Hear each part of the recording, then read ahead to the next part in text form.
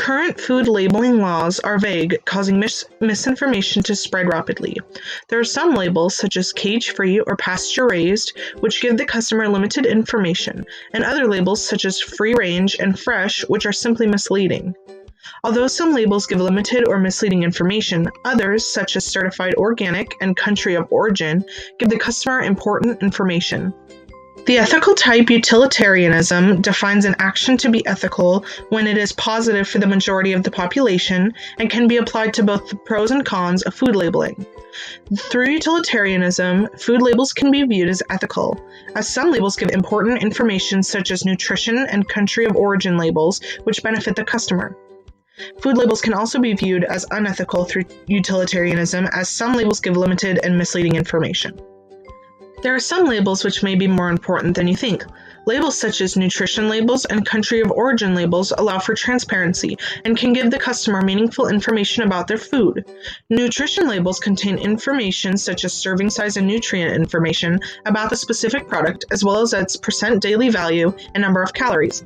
These values can be important for a number of reasons, including allergies, diet restrictions, diet recommendations, comparisons, etc. Another label which can give customers important information is a country of origin label. Many countries, including many in the European Union, Japan, China, Russia, Australia, and Brazil, require country of origin labeling. In America, a country of origin label is required for all chicken, seafood, produce, and some nuts. Although, until late 2015, labeling pork and beef was also required, until meat producers pressed Congress to repeal labeling requirements. One label, which is probably the most meaningful in terms of requirements, is the USDA Organic Seal. For a product to receive this label, it must meet a set of requirements, which includes crops to be grown without synthetic fertilizers, synthetic pesticides, or sewage sludge. Any animals must eat only organically grown feed and cannot be treated with synthetic hormones or antibiotics. And there are many more. There are also some negatives to food labels, such as misleading labels, labels with limited information, and missing labels. Some examples of misleading labels include free-range and fresh.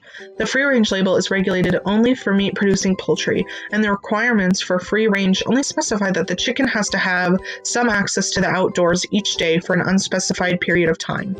The label fresh is also only regulated for poultry and indicates that the poultry was not cooled below 26 degrees. Some examples of labels which give limited information include cage-free or pasture-raised. The cage-free label does mean that the birds were raised without cages, but it does not necessarily tell you about the birds' living conditions. This could indicate that the eggs came from a large factory farm where the birds are raised in an overcrowded barn. The pasture-raised label only indicates that the animal spent some unspecified amount of time on a pasture.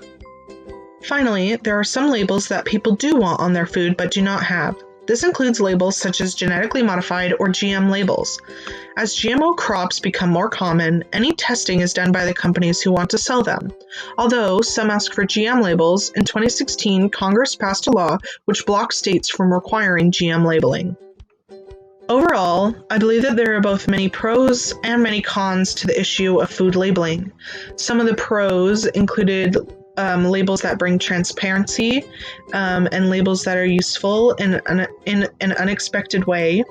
And some of the cons included misleading labels, labels with limited information, and then some missing labels such as GM labels. I think that having food labels provides a lot of transparency that we wouldn't have otherwise. I also think that there are a lot of labels which provide useful information. It just may not be in the way that we think, or it is hidden through misinformation. Unfortunately, there are a lot of labels and their regulations that are intended to mislead and abuse customers. Throughout this video, I've included many pictures of food packaging, which includes food labels that I took while at the grocery store. And going back and looking at them, I'm surprised at just how many labels are on each package. I don't think I realized the sheer amount of labels that are everywhere in our food. I believe that the most beneficial thing we can do to improve food labels would be to create more rules and regulations. I think that creating rules and regulations would stop some of the negatives, such as misleading labels, labels with limited information, and we could create labels that people are fighting for, such as GM labels. I think another step in creating transparency in the food labeling industry would be education. I think it would be very beneficial to educate the public about what food labels mean, which are the most transparent and which are the most misleading or provide very limited information. I think a great example of the lack of education around foods and food labeling is the Jimmy Kimmel video, where he reaches out to the public and asks them, what does GMO stand for? So many people throughout the video didn't know what it stood for, yet they were very against it because of what they hear through media. Overall, I believe that food labels are very beneficial, and I think that through creating rules and regulations, as well as educating, especially the public and the customers who are actively going out and buying food with these labels, I think that we can create even more positive food labels that are really beneficial.